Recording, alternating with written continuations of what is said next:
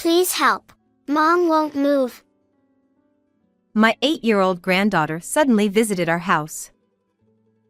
She said he walked for an hour to get here. She was staggering with a high fever of 40 degrees, and seemed like she could collapse at any moment. Despite her condition, my granddaughter kept worrying about her mother. I sensed that something was seriously wrong, so I hurried to my daughter's house. There, I found my daughter lying motionless, covered in bruises and not breathing. What on earth is going on? Could it be? I understood everything in that moment, trembling with anger.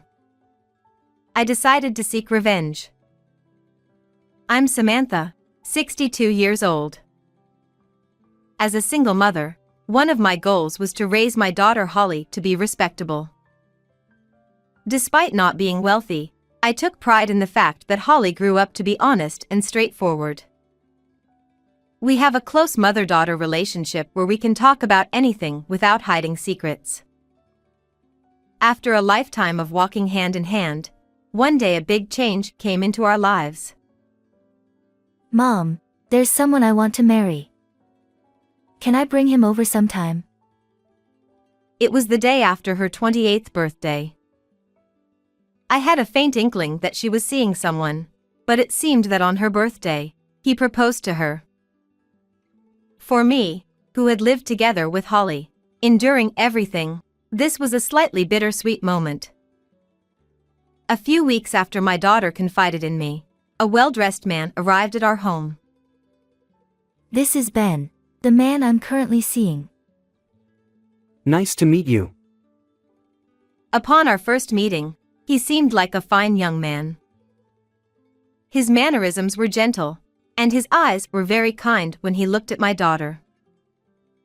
He mentioned that his parents owned a company, and he was working there to learn about business in order to take over in the future. Please take care of Holly. Thank you.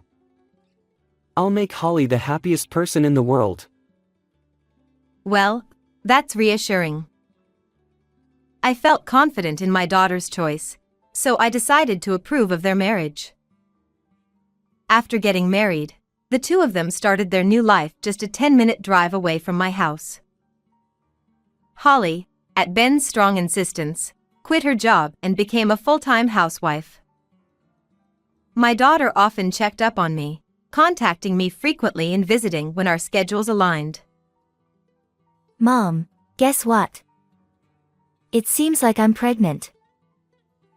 Oh, that's wonderful. About 2 months after their wedding, she visited my house and joyfully shared the news. Seeing her express her happiness like a child made me equally delighted. I'm finally going to be a grandma, I thought eagerly, awaiting the birth of my first grandchild. During the pregnancy, there were no major issues, and my daughter gave birth to a healthy baby girl. They named her Rose. People often say that grandchildren are so adorable that you could watch them endlessly without getting tired. Rose was truly adorable, and every time I saw her, my eyes couldn't help but soften with affection. However, something seemed off with Holly after giving birth, as she appeared to lack energy. Perhaps she was quite tired from her first experience with childcare. On my days off, I'll take care of Rose, so feel free to bring her over. That way, you can relax a bit, too, right? Yeah, thank you. It seemed like my daughter felt reassured by my words, as she occasionally came over to spend leisurely time at our house. Are you getting more used to childcare? Quite a bit. But there's still a lot I don't understand, and it's tough. I see. Does Ben help out with childcare and household chores? He gets home late from work. He doesn't do housework, but he manages the finances. So, it's tough because I don't have much money to spend freely. This was the first time Holly had complained about her husband and household matters. I understood that it was natural for them to find living together challenging, given their different upbringing backgrounds, and I thought it was inevitable for grievances to spill out.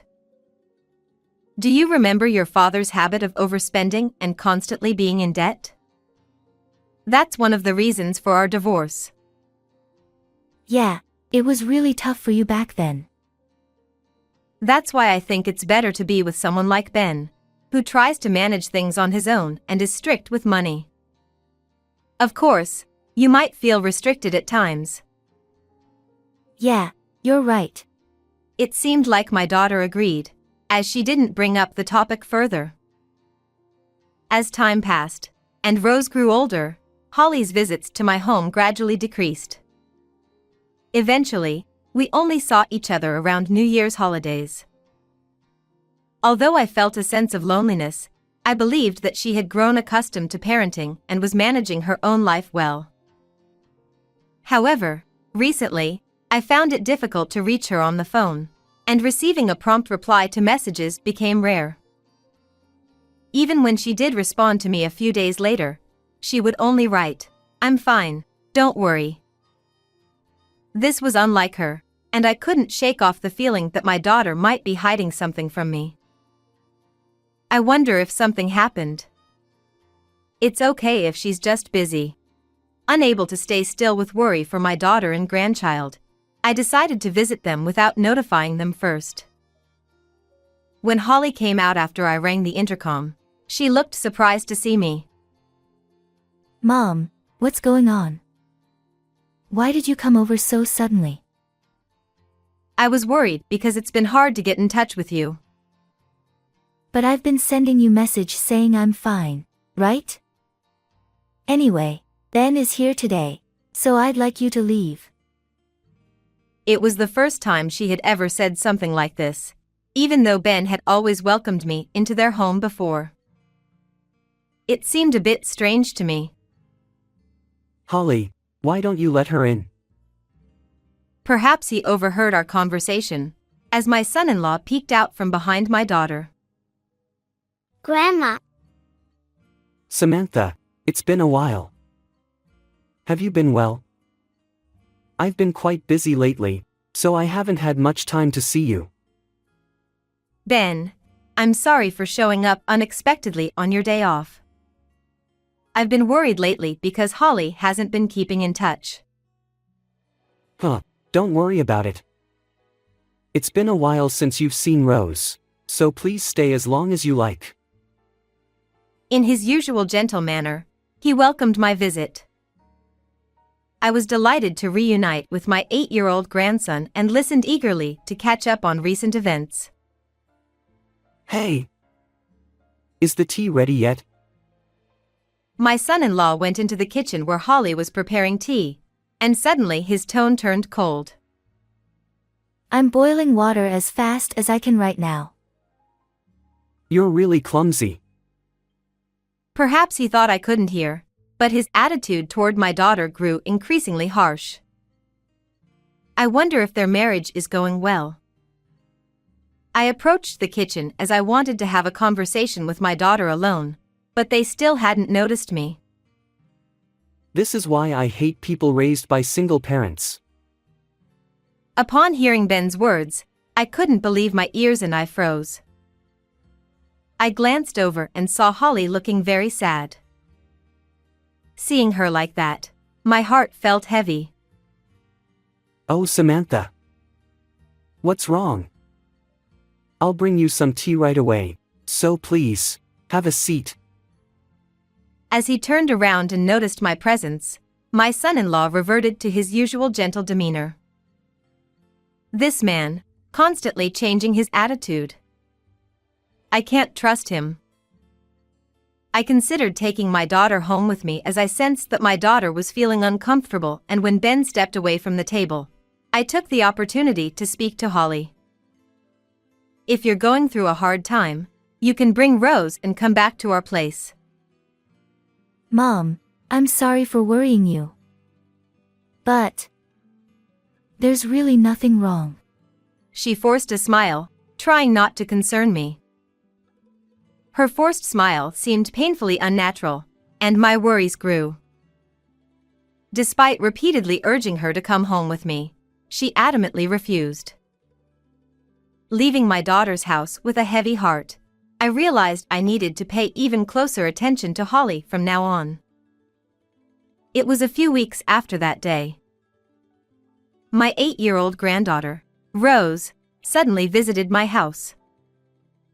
She had walked for an hour and seemed on the verge of collapsing. As I held her in my arms, I was shocked by her fever. I quickly brought her inside and measured her temperature, only to find it was a staggering 40 degrees Celsius. What happened? What's wrong? Mom needs help. She won't move. Please help Mom first, before me. Despite her high fever, Rose was deeply concerned about her mother. I knew this was serious. I hurriedly placed my granddaughter in the passenger seat and rushed to my daughter's house. The door was left unlocked, so I called my daughter's name as I entered the room. And there, in the living room, I found Holly lying down. My heart pounded with shock as I discovered her. Holly. Holly. Are you okay? There was no response to my calls, and she appeared to be not breathing. I noticed bruises all over her body and began to piece together what had happened. This must be. I immediately called for an ambulance, and Holly and Rose were taken to the hospital. The attending doctor informed me that both of them were in serious condition and would need to stay in the hospital for a while. Moreover, the doctor told me, "Your daughter may be in danger, so please be prepared." "No. Holly, hang in there. You'll be okay." I was shocked and my mind went blank, but I prayed, believing in my daughter's resilience and hoping for her recovery. Sitting on a cold chair in the hallway, I tried to calm my trembling heart as anxiety washed over me. After that, the doctors worked diligently to treat them, and Holly miraculously regained consciousness the next day. I'm so relieved. I'm truly relieved. Mom. How's Rose? She's also hospitalized, sleeping in another room now. I see. That's a relief. Mom, you see. Seeing Holly, who seemed like she wanted to say something, I smiled gently and nodded encouragingly. Perhaps feeling reassured, she started crying. She must have gone through some very difficult days. I held my daughter tightly as she cried, like a child, tears streaming down her face. Afterward, when she had calmed down a bit, my daughter told me something unbelievable. What the? I can't just let this go. When my daughter collapsed, I had a suspicion, but I never imagined it would be this serious. Learning about the suffering my daughter had endured filled me with anger, and I resolved in my heart that I would seek justice. 2 days after my daughters were admitted to the hospital, I pretended not to know anything and pressed the intercom at my daughter's house. Oh, Samantha.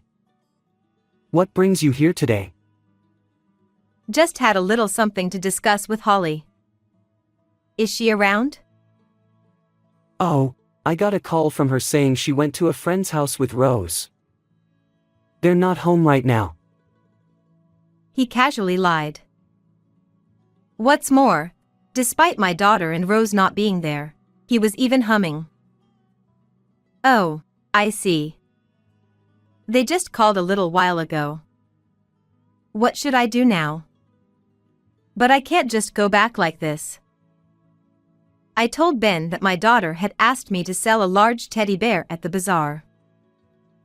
Without any suspicion, he let me into the house. This is it.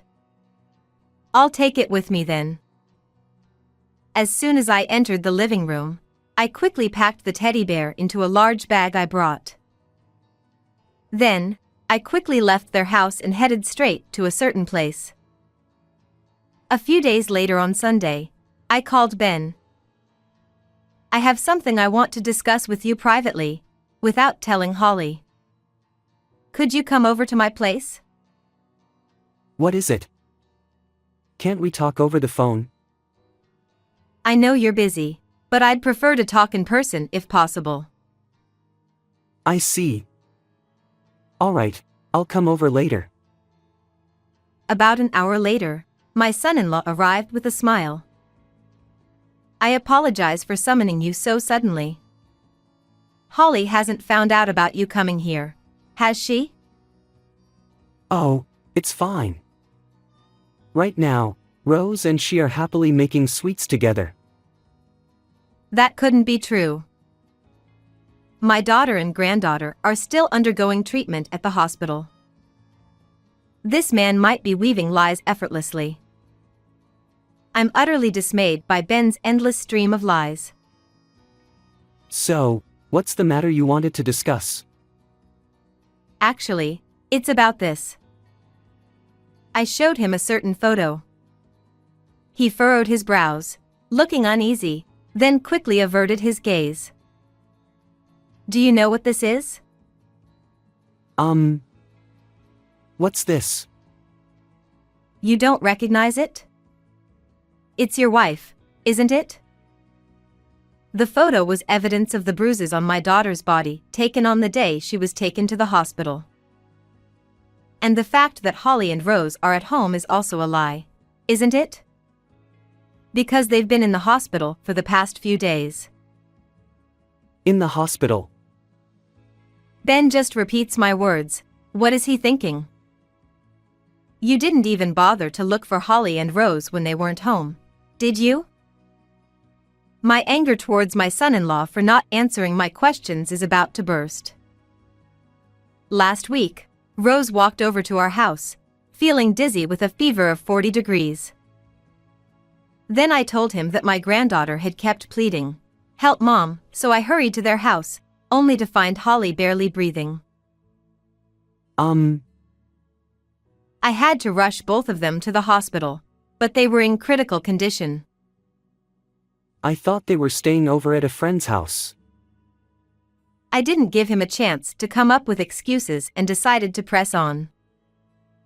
The doctor said this bruise was caused by strong external force, something that happens regularly.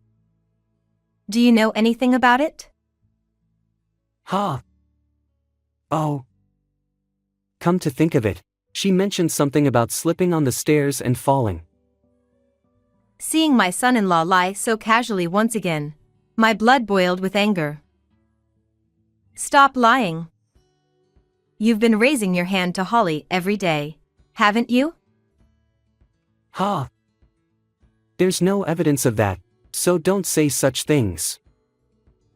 I heard it directly from my daughter with my own ears. And is that evidence? Are you just going to believe everything Holly says and make me out to be the bad guy? What's your motive? Money? Ben showed no remorse whatsoever and came up with outrageous claims. You can say that for now. But I have solid evidence right here. I glared at my son-in-law, pointing at the laptop on the table. Can you still say that after seeing this? I clicked the mouse and played a video. What is this? No way. He was clearly shaken, his face growing paler by the second. The video clearly showed my son-in-law raising his hand to Holly. Actually, after my daughter regained consciousness, she told me about the evidence. Why does something like this exist? Holly, feeling her life was in danger, secretly installed a camera to capture your actions without being noticed.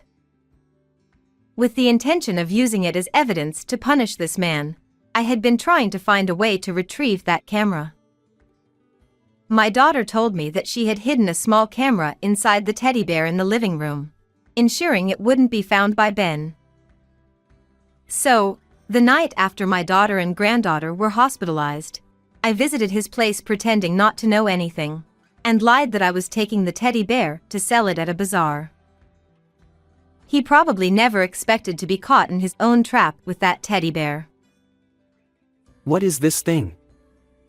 I'm going to break it. Ben's demeanor changed drastically, and he slammed the laptop onto the floor. Not only that, but he turned red with rage and stomped on the laptop with all his might. Doing something like this won't change anything. Shut up. Shut your mouth. My son-in-law snapped at me, glaring fiercely, and then he attempted to raise his hand against me. Ben, what are you doing? The door of the room swung open loudly, and Ben, turning his gaze in that direction, widened his eyes in surprise. Huh? Dad. Yes, the one who appeared was Ben's father, Henry. After retrieving the video camera from my daughter's house, I went straight to Ben's parents' house. I showed them the footage, revealing what Ben had been doing to my daughter, and he offered deep apologies. Henry immediately tried to call Ben out, but I asked him to keep this matter quiet until I could confirm if Ben genuinely felt remorseful.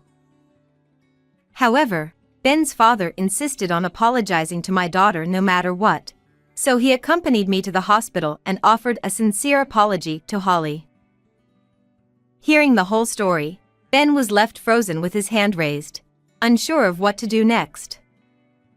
Moreover, cold sweat began to trickle down his forehead. Hey, put your hand down. Okay. Prompted by his father, Ben suddenly became quiet and obedient. What's going on here? Well, you see, Raising your hand to that extent. This isn't something that can be resolved with just an apology. Dad, it's not what you think. It's all set up. They're trying to frame me. Ben delivers lines one might only hear in a TV drama, dead serious, to his father. There's no setup here. This is the truth. You can fabricate footage like this if you want. This is definitely fake. My son-in-law inches closer to me, trying to corner me. Does he still think he can explain away? Enough with the excuses. I don't want to hear any more of that. Henry's loud voice makes Ben flinch reflexively. Dad, please understand. It's all Holly's fault. Though he flinched for a moment, there's no sign of remorse in him. You raised your hand to Holly while she was unwell in bed, right? And you locked Rose, who tried to stop you, in the outdoor shed. But Holly is a housewife, isn't she? Don't you think it's unacceptable for her to lie in bed and not do any housework? That's not all, is it? You took my daughter, who looked like she was about to collapse at any moment, to the bathroom, showered her with water, and then left her out on the balcony. Tears streamed down my cheeks as I recounted Holly's situation that day. I mustn't cry. Holly and Rose must have had it much worse. Reminding myself of this, I took a deep breath and locked eyes with Ben. But I brought her back inside before I left the house, so it's fine, isn't it? Why would you do something so terrible? You used to be much kinder and took care of Holly, didn't you? It's all her fault. Ever since Rose was born, she started slacking off on household chores and taking care of me. I couldn't help but feel astonished at my son-in-law's selfish reasons, and I was left speechless. And he still seemed like he had something else to say, smiling smugly. You promised to make my daughter the happiest woman in the world before you got married, didn't you? Did I say something like that? Having them around just costs me money. People who are being supported financially have no rights, you know. Ben casually uttered something outrageous which was hard to believe. Unbelievable. This is too much.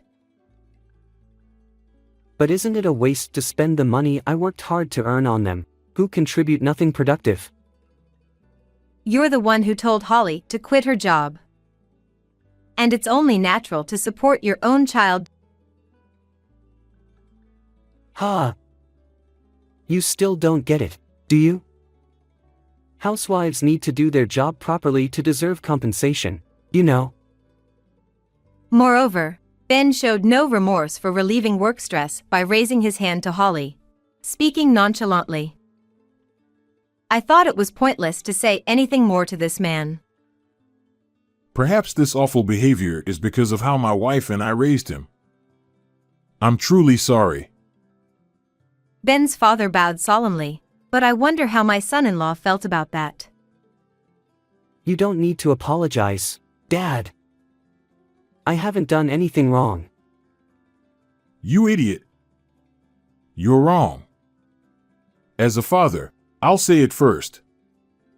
You're disowned.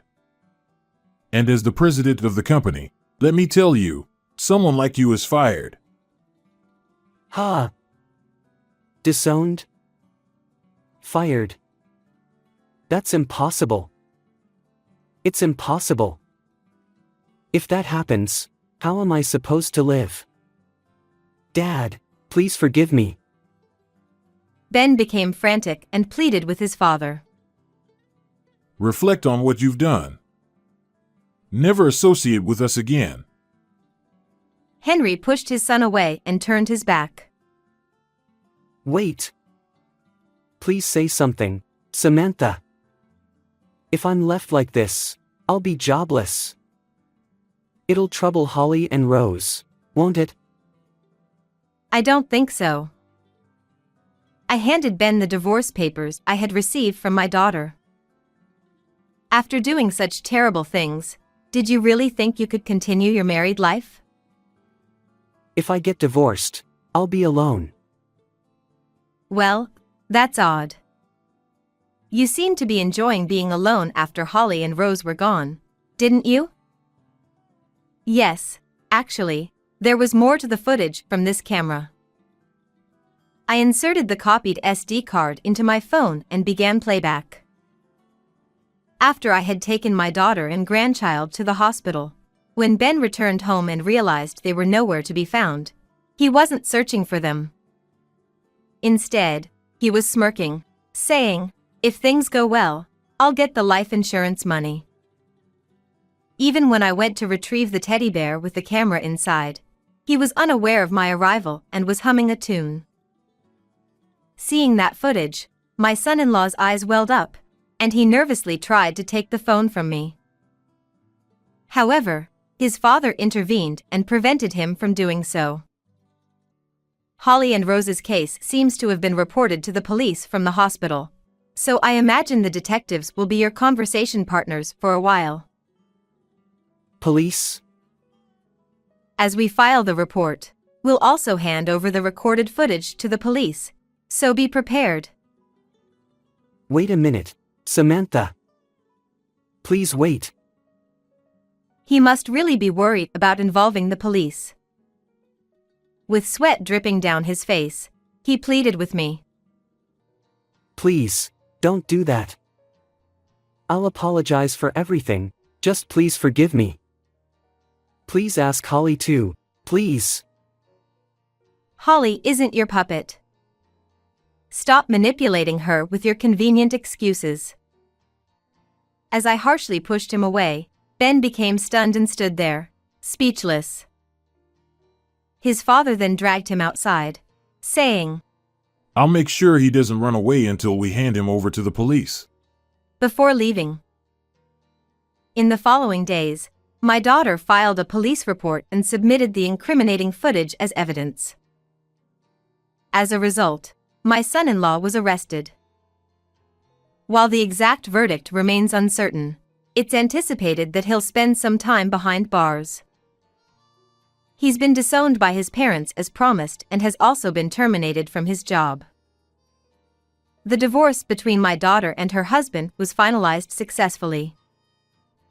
We were able to claim a lump sum of $150,000 from Ben for the mental anguish, medical expenses, and child support for Holly and Rose. After recovering and being discharged from the hospital, my daughter and granddaughter moved into my house. The sound of their laughter echoing through the house is pure happiness for me. As a mother and grandmother, I want to do everything I can to ensure that they continue to smile in the future. After my son passed away, one day I became estranged from my daughter-in-law and granddaughter. I couldn't believe my eyes. On a snowy winter evening, my granddaughter was trembling alone in the yard. In a panic, I rushed her into the bath. The bath isn't warm. My husband and I were furious at what had happened. My name is Sophia. I am a 65-year-old housewife who feels the effects of aging.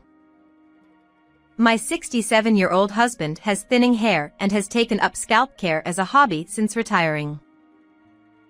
I'm not sure if I can call it a hobby, but he seems to be enjoying it, so I leave him be. We had one son, Benjamin. Raising him was tough, and we felt a great loneliness when our well-raised son left the nest. He got married at 28 and was living happily with his children when he tragically passed away in an accident at 35. It was a sudden and shocking departure. At the funeral, our spirits were lifted by our young granddaughter, Emma. Grandma, are you okay?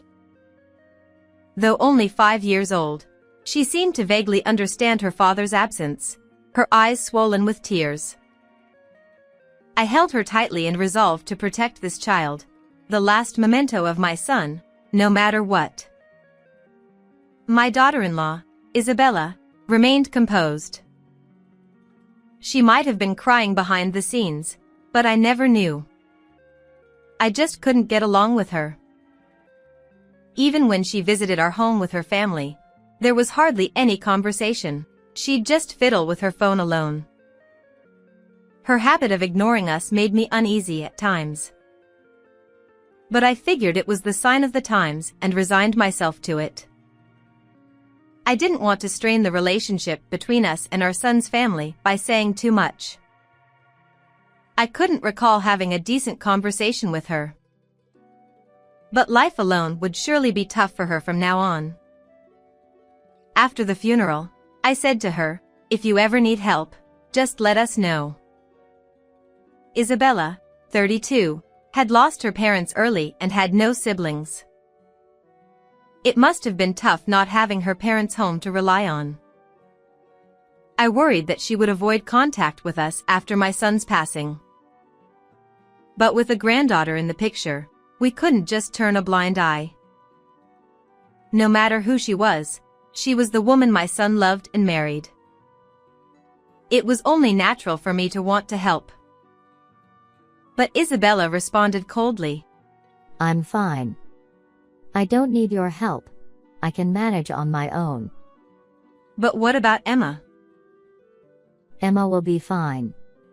Are you suggesting I'm after my husband's inheritance?" No, of course not.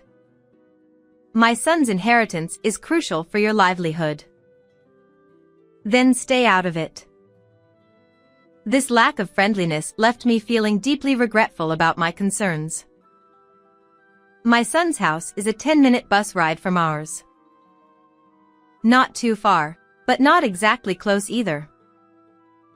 Both my husband and I are unemployed and have time on our hands, so we'd gladly help with household chores or childcare if needed. But, fearing it would be a nuisance to intrude without being asked, we didn't visit for 6 months after our son's passing. When I finally mustered the courage to contact her, she reluctantly answered the phone. "Isabella, it's been a while. How have you been?" "I'm busy with work and childcare." Her sudden stern tone nearly discouraged me. But I gathered my courage and asked what I wanted to know. "Is Emma doing well?" If it's too much, I can take care of her occasionally. Then take her next weekend. Really? I was taken aback by her request and then abruptly hung up. I guess she only wants to talk about business. Oh well, I'm looking forward to seeing my granddaughter after so long. I'll eagerly await the weekend. And on the weekend, Emma came with Isabella. Welcome, both of you. It's been a while. Come on in. Oh, I have work now. So I'll leave. I'll pick up Emma tonight. With just those words, she left. Working on a Sunday must be tough. Emma chimed in. It's not work. With a downcast expression, I asked what was wrong. Mom isn't working. She's always out having fun. What? Always? I thought she had a job. Mom seems to work part-time while Emma's at kindergarten, but most of the time, she's just playing. The other day, she smelled like alcohol when she came to pick me up from kindergarten. What? Working at night with alcohol might be one thing, but kindergarten pickup is in the evening. So, drinking during the day doesn't seem like work. When we got home, there were empty alcohol cans everywhere. What? Drinking during the day? Maybe she's still grappling with the shock of losing her son. I felt regret for not supporting her more. But before I could dwell on it, Emma said, There was a strange man, but he left when he saw Emma. What? Does that mean Isabella was drinking with some man at home? It's been 6 months since my son passed away. Well, if she's quick to move on, it's not surprising if she's found a new lover. She's still young, after all. As long as she doesn't upset my granddaughter, I guess anything goes. But clearly, my granddaughter looks unhappy. Because of that man, Mom. No, Mom never did anything from the start. She never did any housework, even when Dad was alive. What? I was surprised to hear this for the first time. I'd never heard anything like that from my son. Mom, you never did anything? Yeah. Dad always did the cleaning, laundry, and everything when Dad came home from work. He'd buy or make dinner for us.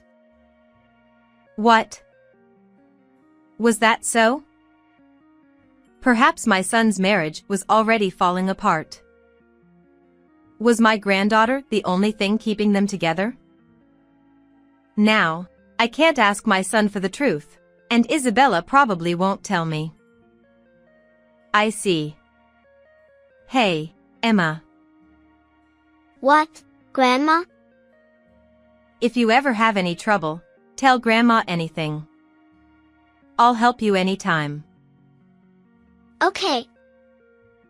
My heart swelled with tears as my granddaughter, who had seemed lonely in the presence of her mother, now smiled happily. However, I never got to see my granddaughter again after that. Because I couldn't reach Isabella.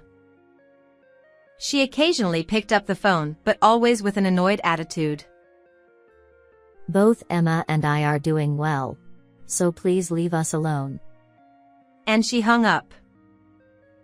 I refrained from visiting out of consideration, and before I knew it, 2.5 years had passed. It had been 3 years since my son passed away. During that time, my granddaughter entered elementary school.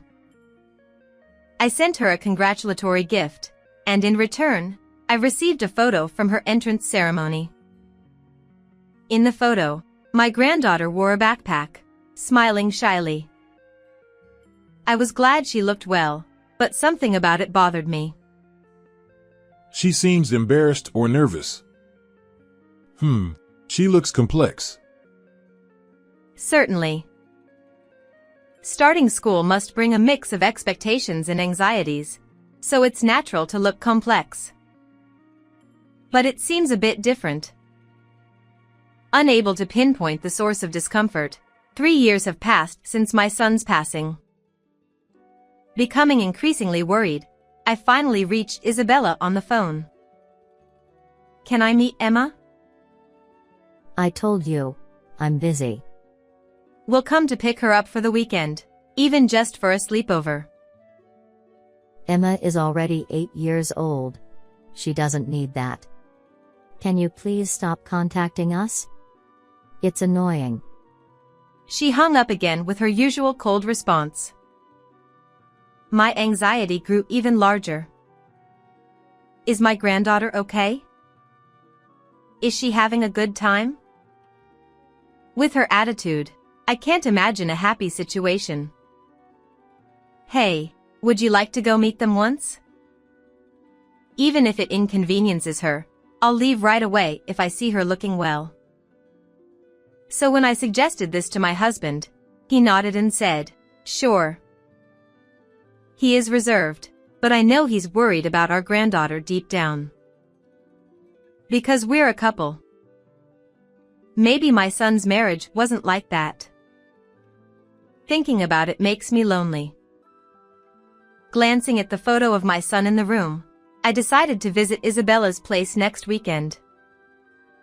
However, we ended up reuniting with our granddaughter before the weekend arrived. It's getting cold tonight, I said, shivering as I looked outside the window. It feels closer when it's cold. I turned on the heating and headed to the hallway towards the bathroom. As I glanced outside from the glass door facing the garden. What?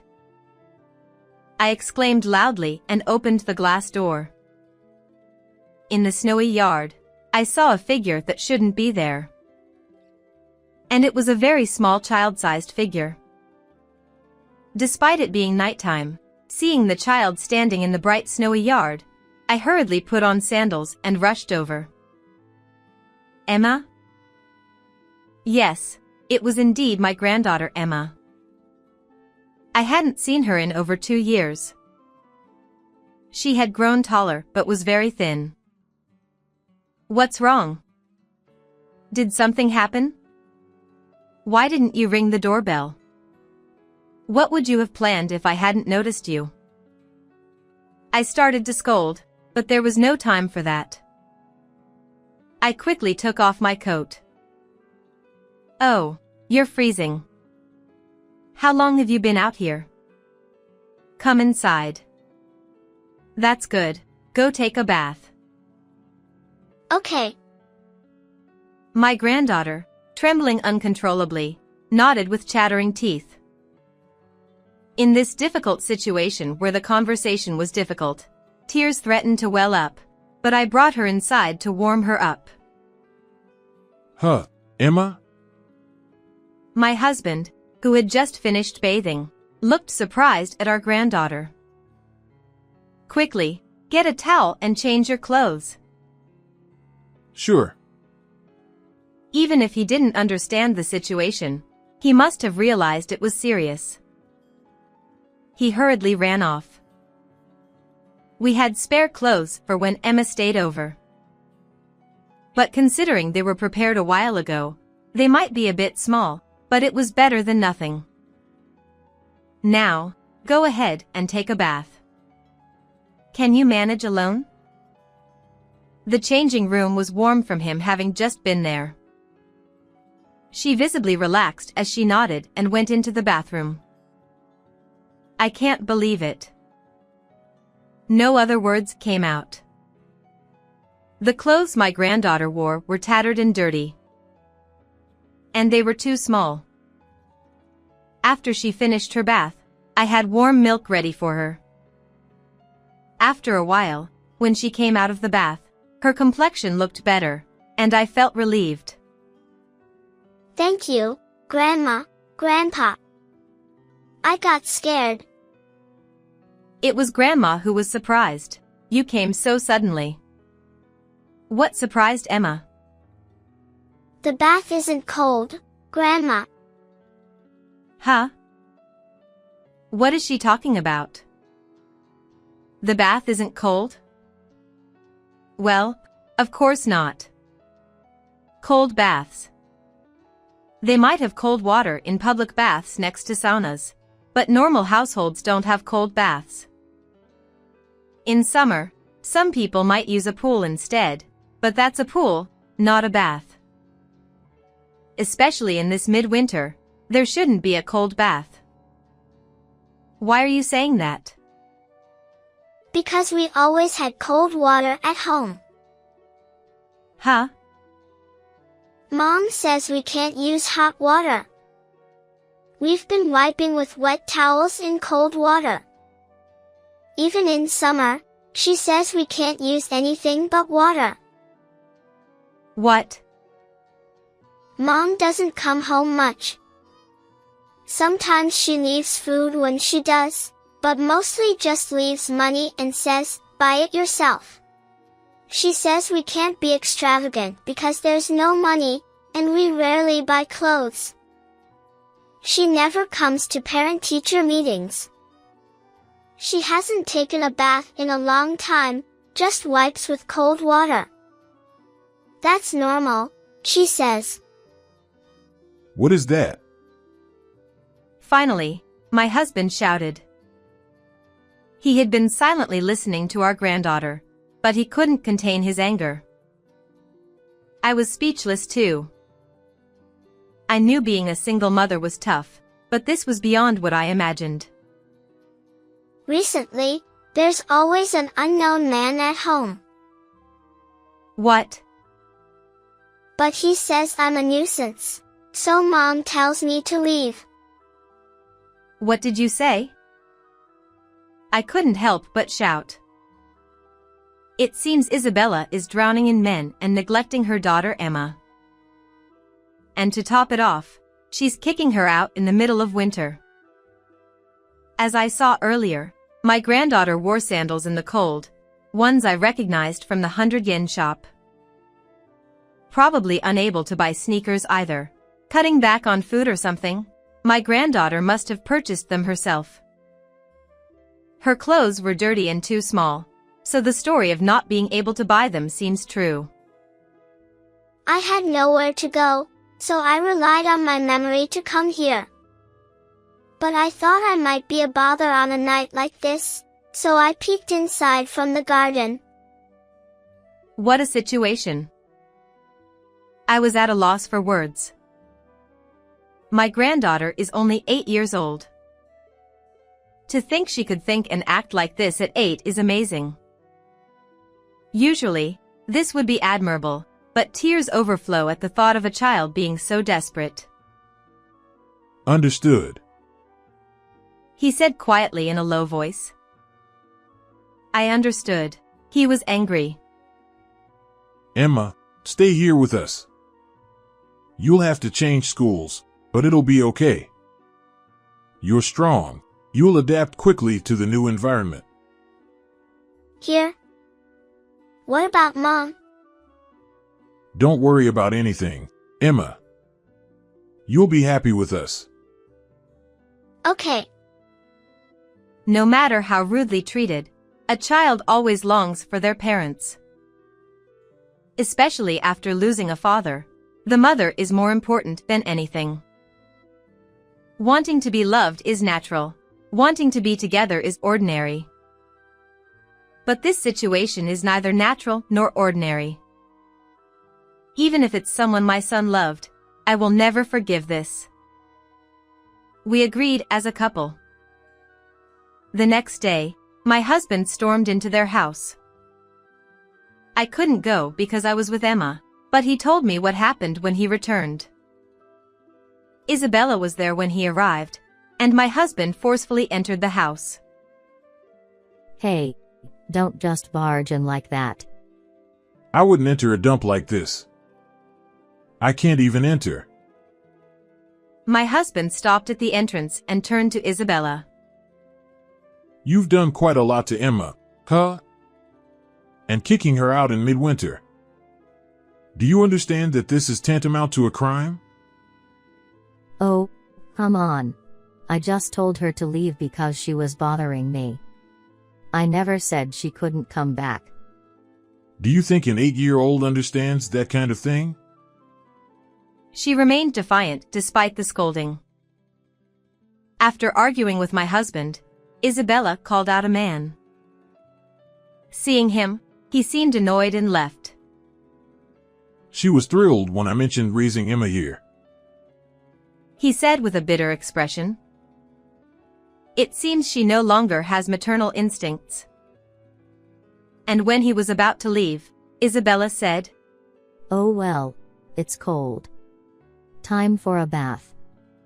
He saw her flip the remote switch, so he unplugged the water heater outside. Naturally, there was no hot water, just cold water.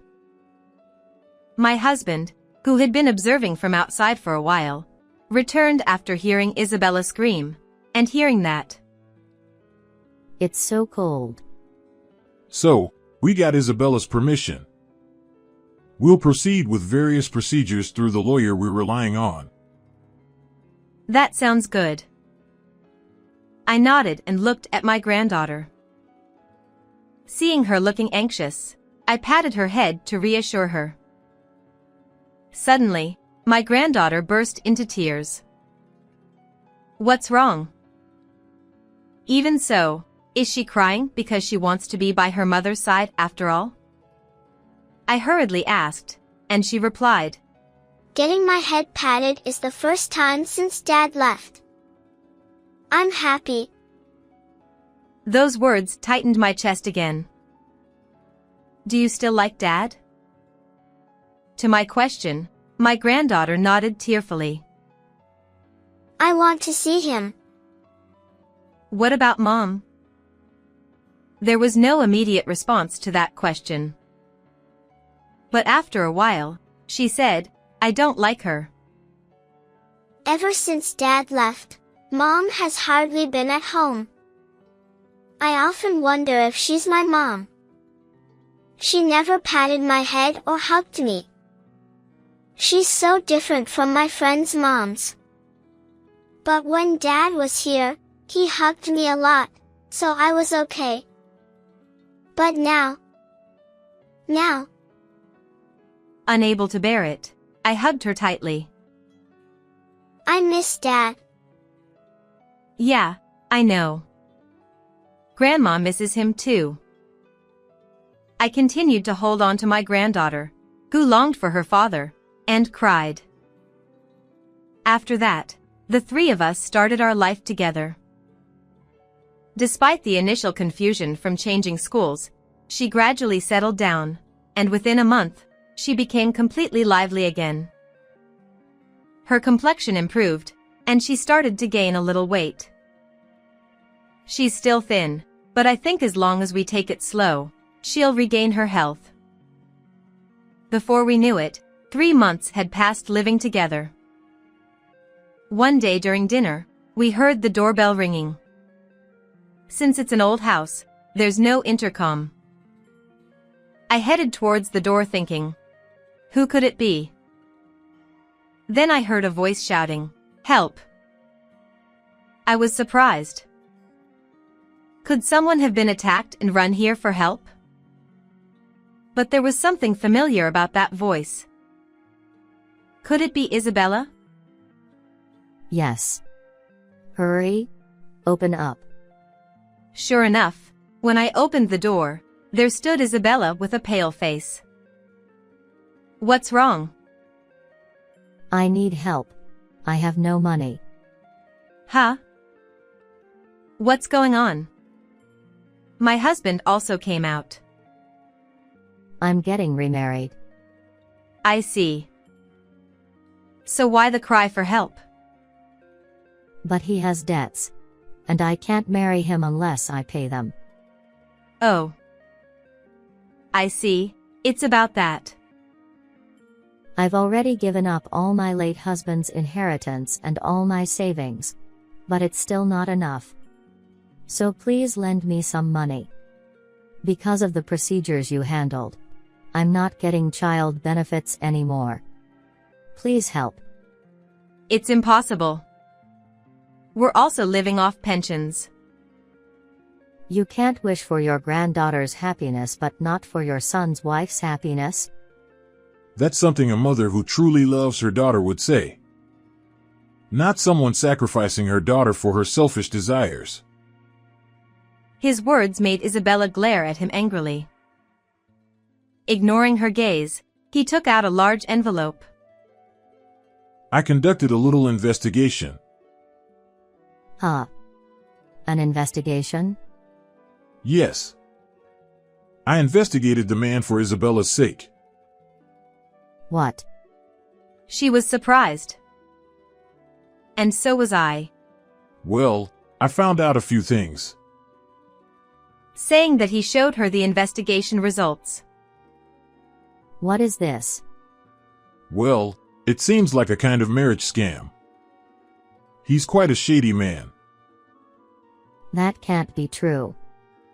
I'm not familiar with the underworld, but peering at the documents from the side, I could sense something was off. In other words, the man was using Isabella as a benefactor. The date of the investigation results was quite some time ago. So, despite claiming it's for Isabella's happiness, it's a lie. If we had known, we should have told her earlier, but we didn't. Before you talk about marriage, make sure you don't get into debt. She fell silent at my husband's words. Could it be? I already did it. Oh dear. They said it wasn't enough. So I even sold the house. What? Is this man really that charming? Perhaps now she feels she can't turn back. But they said I can't get married without money. I don't even have enough for living expenses. Paying rent for this rundown apartment is tough. Please, I'm begging you, help me. Even with all that said, my granddaughter, rubbing her sleepy eyes, came out. Mom? Emma, help me. Isabella, eager to rush towards Emma, instead hurriedly hid behind my husband. I was wrong, Mom. I'll break up with him. Let's live together from now on. Then you'll get child benefits, won't you? Yes. And I'll use that to find a new man again. Oh. Oops, not quite. Isabella easily fell into the trap set by him. That's why she's so easily deceived by men. Enough. You're unfit to be a mother. We'll take care of Emma with love and care. But Emma wants to be with her mom, right? My granddaughter, seeing her mother desperately cling, tilted her head in thought. For a moment, she looked behind her. In the living room ahead, there's a picture of her son hanging on the wall. I don't know if my granddaughter noticed it. But when she looked back at Isabella, her eyes were filled with determination. I want Dad.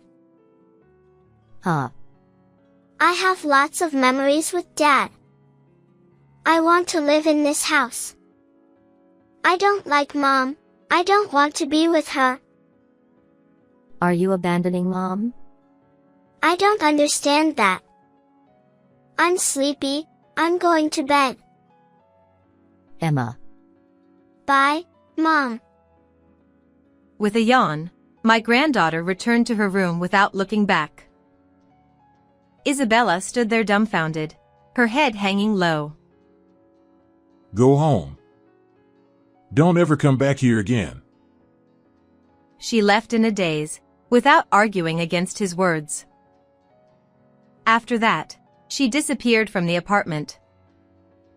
Whether she followed that man or ran away from debt collectors, I don't know. All I know is that I probably won't ever see her again. My young granddaughter may not fully understand yet, but she doesn't seem to feel lonely without her mother. She smiles every day, which makes both me and him happy. When I go to the other side, there's a lot to report to our son, right, dear? When I said that to him, he replied, Yeah. Hearing this, Emma said, No, you can't go yet. You have to stay healthy until I get married and have kids. That's right, we still need to stay healthy and live a long life. I silently spoke to my son in my heart, asking him to watch over us and Emma from heaven. I felt like the son in the photo was smiling. How was this story for you? Please subscribe to the channel as well. Well then, let's meet again in the next video.